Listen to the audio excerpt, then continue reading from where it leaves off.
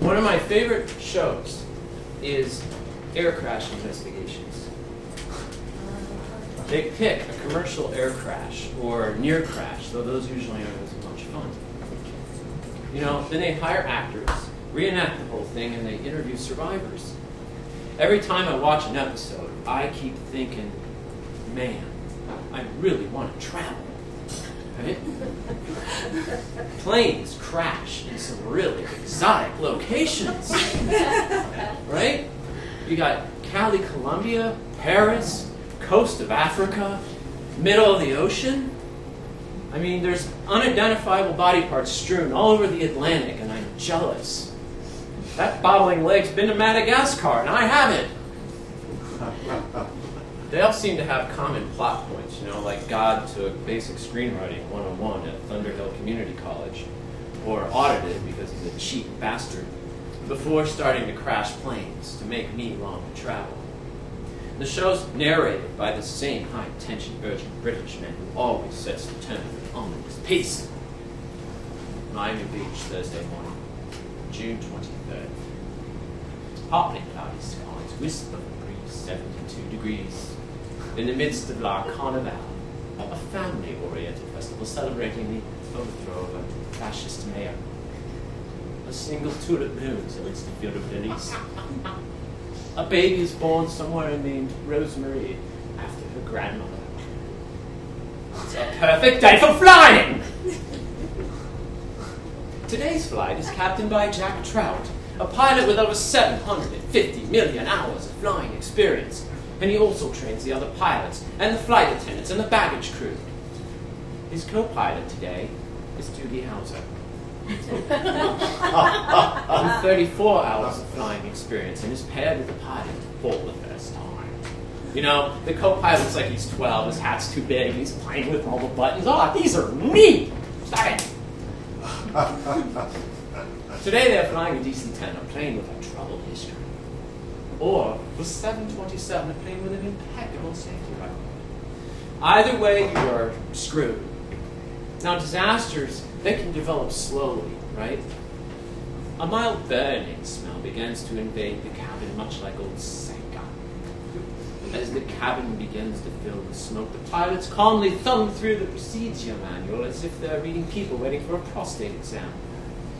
It seemed a mild issue to the pilots, but what none of them knew was that they were in grave danger. Swiss Air, Flight 111, was in serious trouble. By the time the pilots reach step 49 and the cabin looks like the inside of a Cheech and Chong band, the pilots, they lose power to everything, right? Then you hear all of these fantastic plane noises. Whoop, whoop, pull up, terrain, terrain, and then it plunges right into the mystically romantic North Atlantic. I've always wanted to go to Nova Scotia. Or, disasters can be sudden. You know, everybody's being served their requisite peanut. You know, and then there's a banging sound, and then the plane plunges right into these gorgeous Japanese mountains. I speak of how I feel it.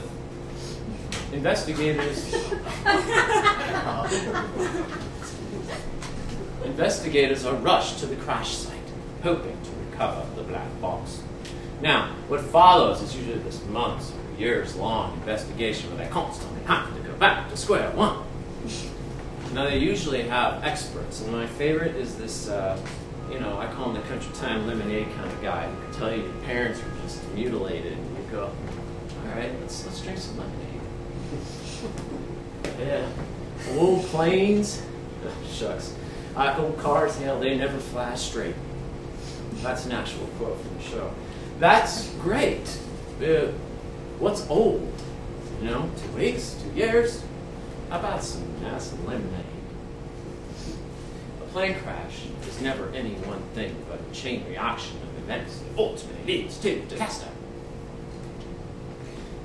The smoke from Swiss Air 111 was caused by a short circuit in the wiring used to power the neon-lit bling first-class, highly flammable toilet seats, which heated the other wiring inside the plane.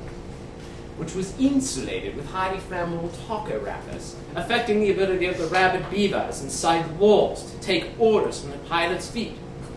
The highly flammable taco wrappers dangled 2 feet over the gas tanks, which contain a highly flammable special form of fuel, which can ignite when in contact with nitrogen, a major component of air. So everything on a plane is high risk and it's highly flammable. It's fantastic. When investigators dig deeper, what they uncover is disturbing. Egypt Air. This pilot was the world's oldest pilot. He founded the airline, and all the other pilots feared him, and all the pilots had to pee at the same time, so they left him in the cockpit alone, and he just plunged the plane right into the sea. And then they found out he was on uppers and he was on lowers, and he liked to collect stewardesses' hair and put them in bags and smell them, and all kinds of crazy shit. This is true. Well, maybe I'm exaggerating it slightly, but then the investigators get the breakthrough they were looking for, and it sent shockwaves throughout the industry. The repair logs were doctored, and the airlines purchased replacement bolts from a one-armed Idaho tech school substitute teacher in the back of an abandoned ice cream truck for 23 American cents apiece, saving the airline an additional $54. The bolts were then glued together with wishes and kisses and layered with paper towels instead of sheet metal, saving the airline an additional $94.76. Now, after all this, the investigation ends with this greater knowledge and awareness, making flying safer for everyone. Every once in a while, they'll build a memorial on the crash site, which usually looks like something I made in Cub Scouts, out of styrofoam balls, pipe cleaners, and googly eyes. I was like, well, maybe I should have been a crash site memorial builder for a living. The reason I bring all this up is that I began to realize that this plot is my life cycle. A popular airliner with a troubled safety and maintenance record, made of highly flammable material, piloted and co-piloted simultaneously by wisdom and naivete.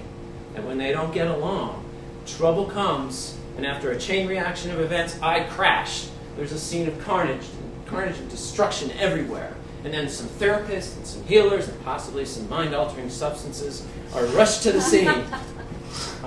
And then after years or possibly decades or lifetimes of investigation, out of the ashes of the wreckage comes this phoenix built of steel, soil, scars, and greater knowledge and awareness. And anyone who flies me is a little safer. Until the next crash.